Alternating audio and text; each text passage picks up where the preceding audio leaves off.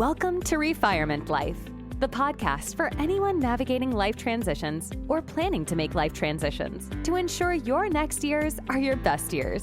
Listen in for insightful, generous, and sometimes humorous conversation. It's time to get fired up with Christine Zamuda and Muge Wood, your hosts for this latest episode of Refirement Life. And welcome to Refirement Life. This is episode 47, and we're going to talk about brain rules for aging well. I'm with my ever dynamic co-host, Muge Wood. Muge, how are you today? I am doing fantastic. And to be honest, Christine, I am doing even better because I'm on the podcast with you. So I am energized. I got in a good Zumba class last night. So I am experiencing the aftermath of the bit of the energy and glow that comes with that. So we'll keep it going. Yeah, that is evident. I feel the charge. I got a lot of sleep last night too, so I think this is actually going to be a really good session for our listeners. So first, we'll start with reflections from the week. While we don't usually dive into historical events, we can't help but mention the Trump assassination and the attempt on former President Trump's life. Wow, a big moment for our country, a big opportunity for our country, I think, to come together in a more unified way. What are your thoughts, Muge? I think regardless of political affiliation, it is hard not to think about, reflect about it, and feel really sad because it felt like an assault on American people at large, and definitely continue to feel extremely sad for everyone impacted by it who are there. I think everybody should have the right to exercise their beliefs lawfully, and that was an assault on all of that. So it really makes us think how to prevent it, what it means going forward. It has been a moment of reckoning, I think, for all of us. And it was a bit of a wake-up call, too, in terms of how extreme beliefs leading to violence can really have a huge impact on our society, and that is not okay. Right, absolutely. I mean, lives lost, people wounded, just exercising their right to learn and support their, political views. And that's, one of the most important liberties we have as Americans is freedom to be safe, freedom to be,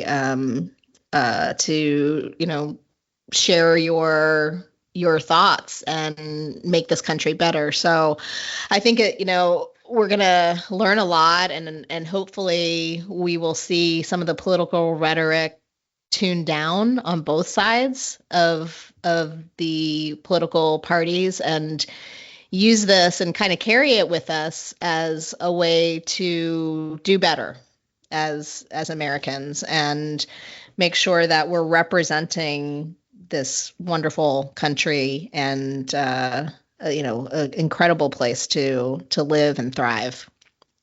Absolutely. And I think I like listening to all sides. I try anyway. So I think regardless of political affiliation, J.D. Vance's life story, I felt was uplifting for the very reason that being able to rise above our circumstances that are thrown our way beyond our control is really exhilarating and inspiring. And being in a country where we can do that is, I think, gives us a lot of hope. No matter how hard it is possible. And that is a good message and opportunity for us to think about and seize for whatever circumstances we are dealing with. Absolutely. And it's so, I think, refreshing to see some youth on the ticket, right? He's 39. He'll probably be the youngest VP if elected. The two likely presidential candidates, I should say, will be the oldest to ever hold office. So quite a dichotomy there in terms of age, experience, all of that. It's interesting that we're talking about brain rules for aging well with those two candidates potentially being our choices. And wow, I mean, think about it. The Biden 81, Trump 79, both are older than color TV and hula hoops. It's incredible. It's incredible. I think I am always energized by individuals in any discipline who are going and living fully. And this is yet another example. Now, there's a lot at stake in this one. So definitely wanting the very best for our country here. But it is inspiring. And I think it will be very interesting to see how it continues to unfold up until elections and beyond. The only wish, though, is peaceful expression of ideology, right? That's going to be very fundamental for us. Absolutely. Absolutely. So going into our topic, maintaining brain health, we're going to talk about navigating the aging aspects of the brain, the feeling aspects of the brain, and the thinking aspects of the brain. There's a couple stats to share which are interesting. First, this is probably not as well known. This wasn't known to me before I started digging in. The human brain shrinks with age. And they say by the time a person reaches 60 years old, the brain may have lost about 0.5% or half a percentage point of its volume each year. And if you think about that, by age 90, your brain volume can be approximately 10 to 15% smaller than it was in young adulthood. That's pretty scary. I think any kind of shrinkage is concerning. This one sounds substantial. I am no medical expert. That does not sound good. Having said that, I am holding out a little bit of hope that maybe even there's shrinkage, there's enough brain capacity at large that can be activated to give us the cognitive skills for us to enjoy life into older, second chapter. I think I also read, though, that there is untapped capacity of the brain. There is much portions of it that may not be activated. So I think part of our conversation, we'll also talk about how reactivation can be possible to maintain our cognitive abilities despite the shrinkage. But it is scary. It is scary. The other thing that comes to mind when we are talking about this topic is the mind-body connection, because we are talking about the brain. But when the brain health declines, it has undisputed impact on the physical aspects. So it's just incredibly connected, both of them. Definitely. And you mentioned the ability to regenerate and the plasticity of our brain. And it's a muscle, it's a computer. You can think about your brain as a big file system, right? That sometimes that information's right there. Sometimes you have to think harder to awaken a memory, a piece of information that you need. But the brain's total neuron count is 86 billion. Wow. 86 billion. That's amazing, right? That is amazing. And they say the average adult is activating approximately 700 to 1,000 new neurons each day. So you could really use that as a muscle, be proactive. We're going to talk about some of the things that we can do. But wow, it can be ever learning, ever growing. And some of the decline you could either maintain or reverse with some proactive steps around, diet, exercise, learning, and we're going to talk about some of those things. That's right. So it is interesting, Christine. I was also reading another article on longevity and the study on blue zones. We talked about that in one of our prior episodes. And the interesting point made in there was individuals living in these blue zones, they are not taking superfoods, supplements, tracking their steps. It's just their way of life to connect with the community, eat fish, fruit, and vegetables as way of, life, not necessarily a health, roadmap. So I guess that all goes to say the fundamentals of what goes into maintaining our health, brain and body, are perhaps a little boring, which comes down to exercise, sleep, nutrition, and social connection. But yet, that is the recipe. So how can we incorporate that into our daily lives in ways that bring meaning to us? And therefore, it is less of an effort, more of a routine habit that we embrace and enjoy. Exactly. And some of that is too just awareness, right? Maybe we don't live in a fishing village where fresh fish is available. I know. That would be right? nice. That would be nice. And actually, I love to fish. But anyway, some of the foods to eat, I mean, the best foods are those that are rich in omega-3 fatty acids and antioxidants and whole grains. So if you look at the list, you have salmon, mackerel, chia seeds, flax seeds. Chia seeds and flax seeds, they just don't sound like that exciting, right? Those are things that are rich in omega fatty acids. On the antioxidant side, it's blueberries, dark chocolate, turmeric, and broccoli.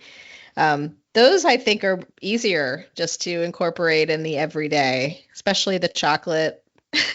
For me. I was just thinking of that. So as you are sharing that list, some things on the list to me are more appealing than others. So chocolate, very high. Broccoli may need to be disguised a bit for me. But it's encouraging that hopefully there is something on the list for many of us that balance the joy with the nutrition.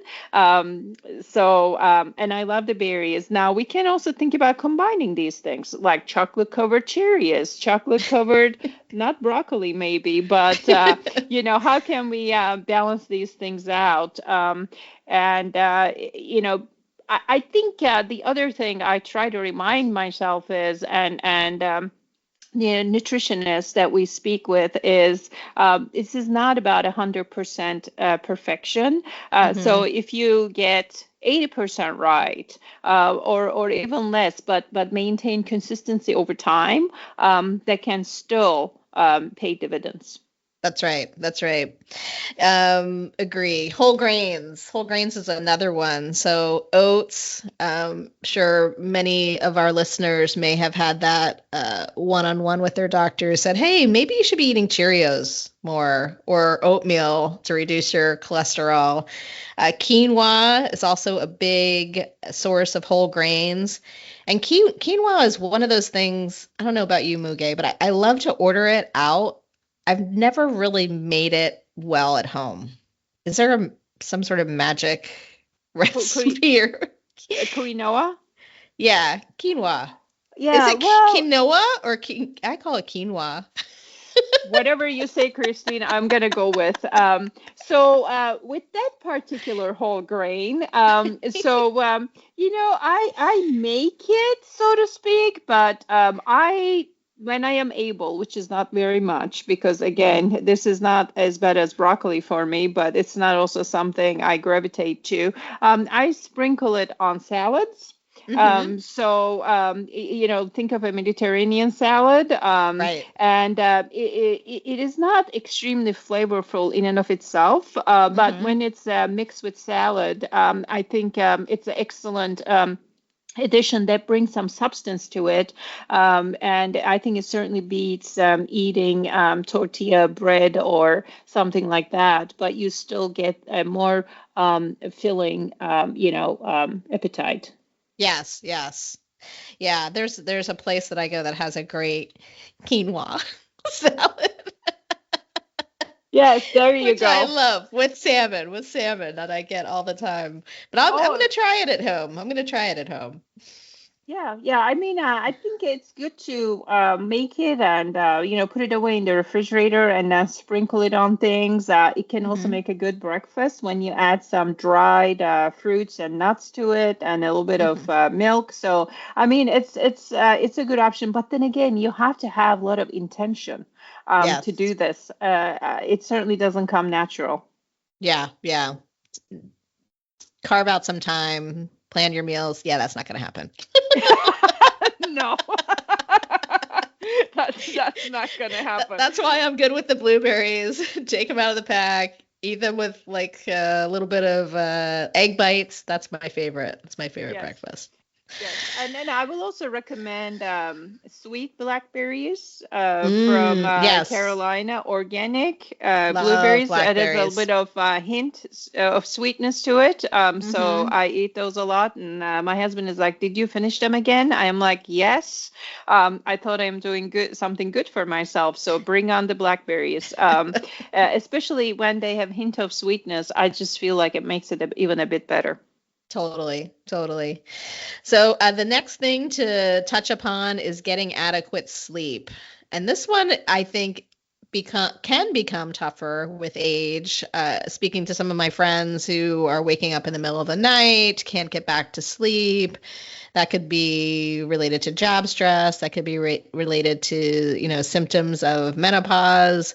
Um, and it could just be related also to just some bad habits that some of us have gotten into where you pull your phone over, look at your phone in the middle of the night, and all of a sudden, oh, your circadian rhythm's off and you're awake. Uh, so one stat I think that's interesting is a study published in the journal Sleep found that people who consistently get less than 6 hours of sleep per night have a 30% higher risk of developing dementia. That's scary. That is really scary, and I think the importance of sleep, unfortunately, has been lost on me in my younger days. I'm like, yeah, I can Hmm. crank through this. I'm doing great. 4 or 5 hours of sleep. This is awesome. I'm ultra productive. Keep it going. So the importance of it, though, is just incredible because the healing aspect of it Hmm. for the body, the recovery of memory, retention capability. And I'll say every time, or not every time, but most times I go to doctor for checkup. The question is, how do you sleep? Because Hmm. it is, body is number one immunity boost. Naturally, and it's also elusive. I think in Hmm. today's world of stress, demands on our time, digital things coming at us, but yet the restorative aspect of sleep is just incredible. And the good news is, again, it doesn't cost anything Hmm. per se. So I like that one. But it's just being mindful of it is so key. So key. And, Right. again, I think it goes back to the things that are good for us. We feel it, right? When we are sleep deprived, no matter how much caffeine we consume, we are just not feeling great. Hmm. Our response to stress is compromised. Then it can easily create that negative spiral of less sleep, more stress, therefore less sleep situation. Hmm. So trying to interrupt that cycle after eating some blackberries and chocolate would be pretty awesome. But yeah, importance of sleep. We probably don't fully appreciate that at all.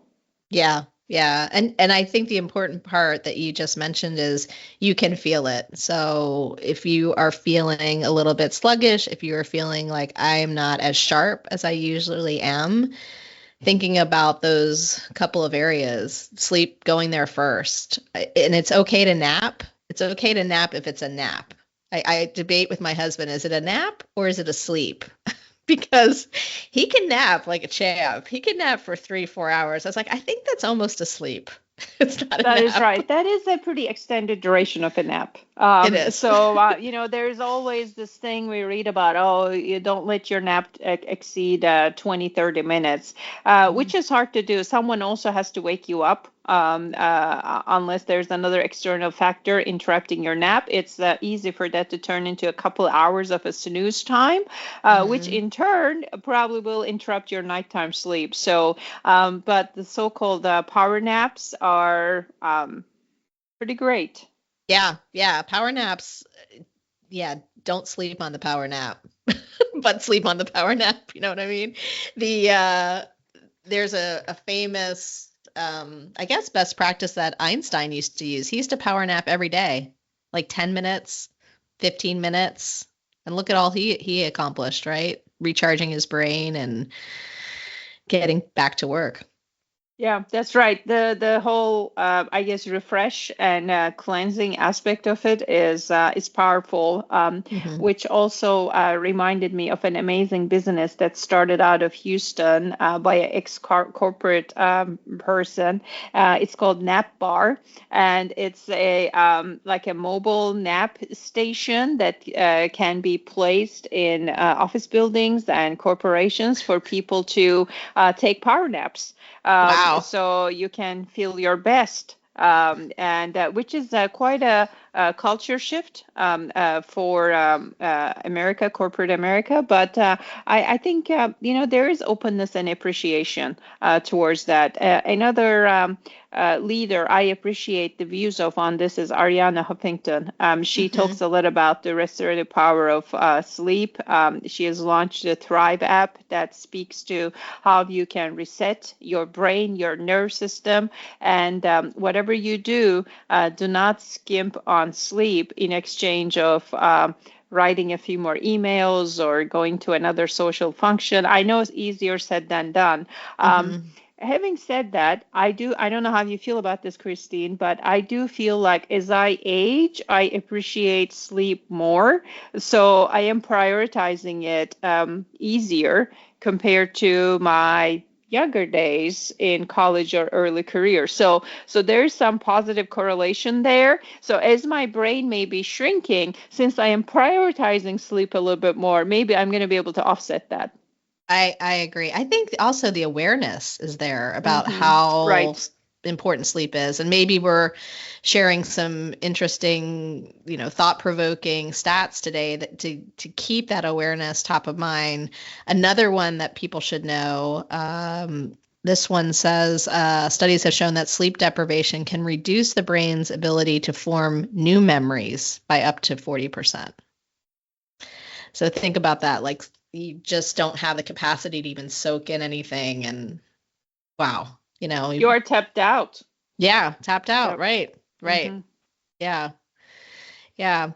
All right. Well, other things to talk about are the feeling brain, emotions, and aging. So, relationships, stress, happiness, and even gullibility are influenced by changes in our brain's emotional centers.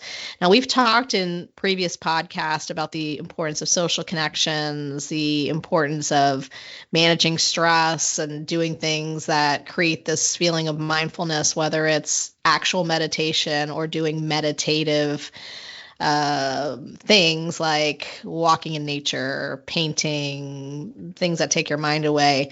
What we haven't talked about is this piece about staying skeptical.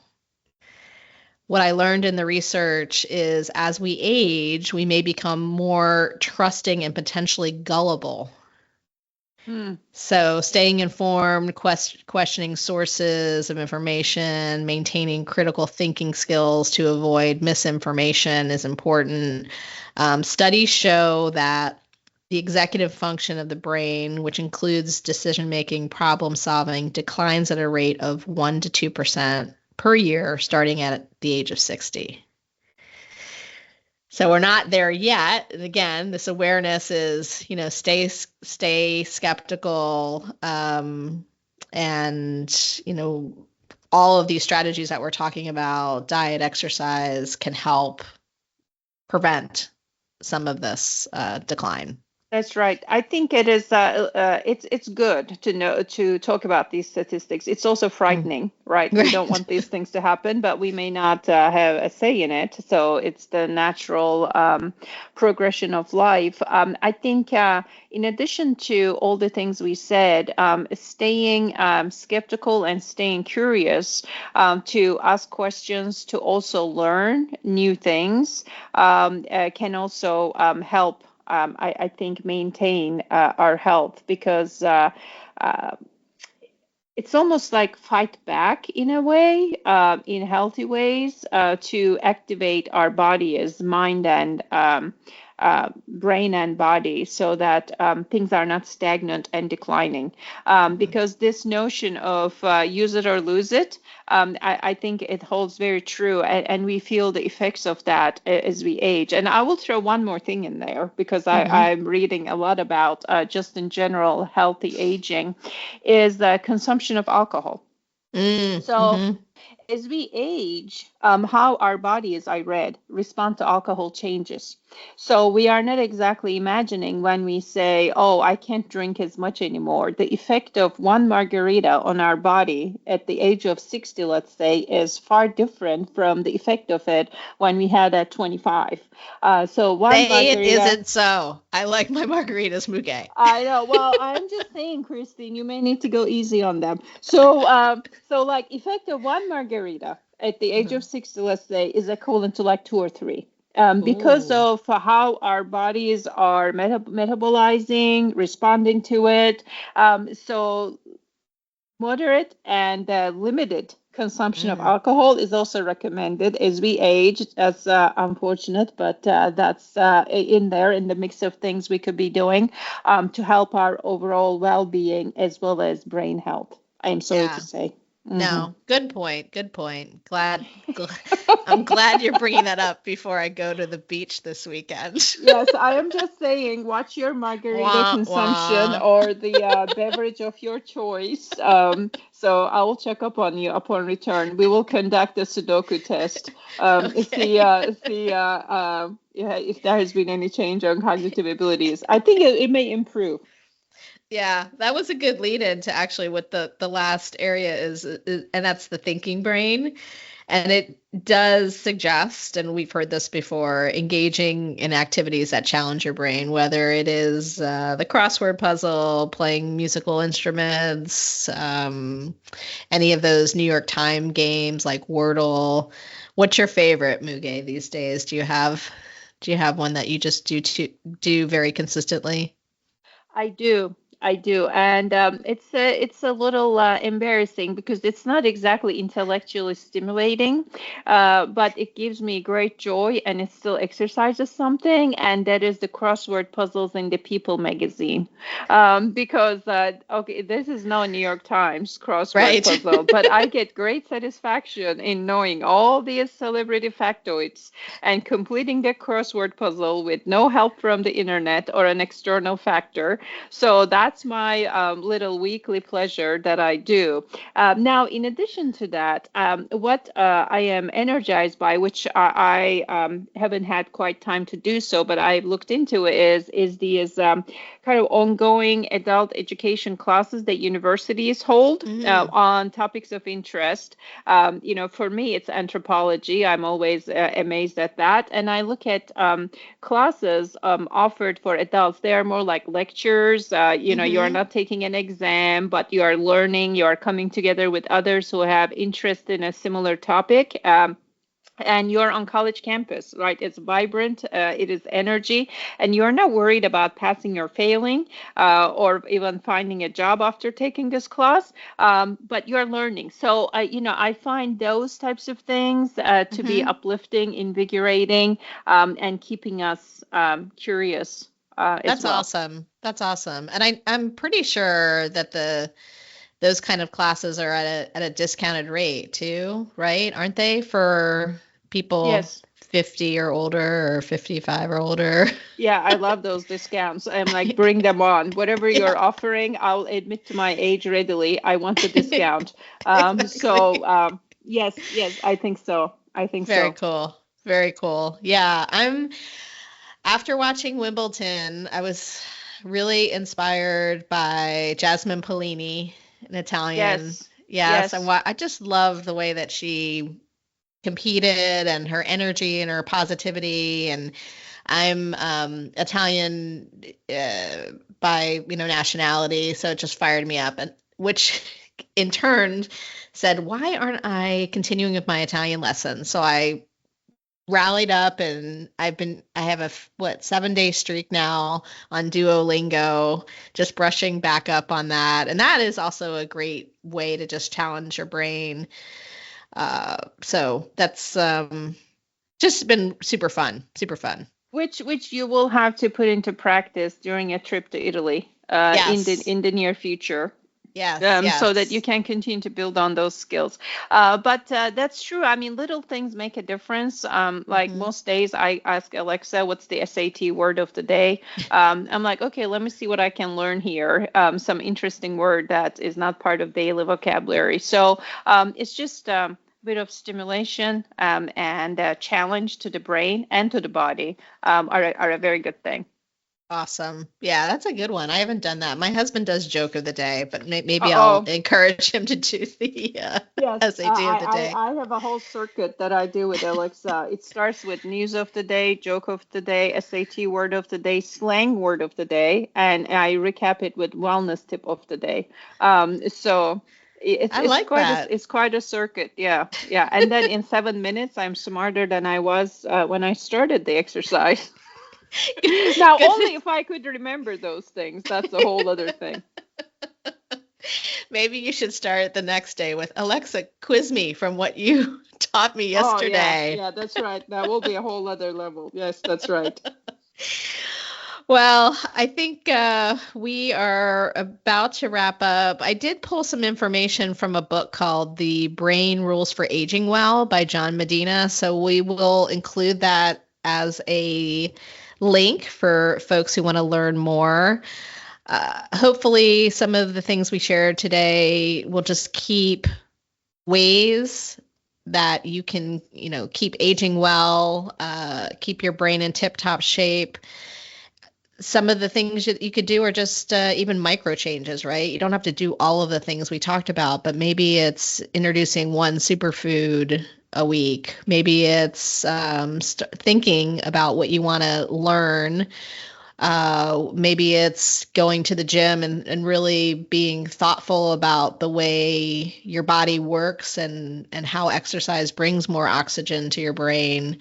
And thinking also just about the ways that you can activate new capacity and sleep. Make sure that you're in a regular sleep routine. That's probably job number one, the most important of all we talked about today. Yeah, that's right. And the effect of that to give us motivation, energy to attend to all other parts of our life. So true. I think I may have to go take a nap now. It's a nap at 9:54. Oh, that's Eastern. Exactly right. Your workday hasn't even started on your side. A nap at 8:54 Central Time Zone. That's a tough one, but let me consider it. Oh, Muge, it's always so great to see you. Thanks so much for partnering with me on this. It's always a joy. And for our listeners, we look forward to seeing you next time. Till the next time. Thank you for listening. Our hope is to spark a little joy, inspire, and educate our listeners in ways to live an even more meaningful life. If you have reactions to share from what you've heard, please visit our website, refirement.life, to leave a voice message. You may even be featured in a future episode. To keep in touch, subscribe to our podcast, Refirement Life, using the podcast player of your choice. Always remember, you are never too old to set a new goal or to dream a new dream. Thanks again for joining us on this episode. Until next time.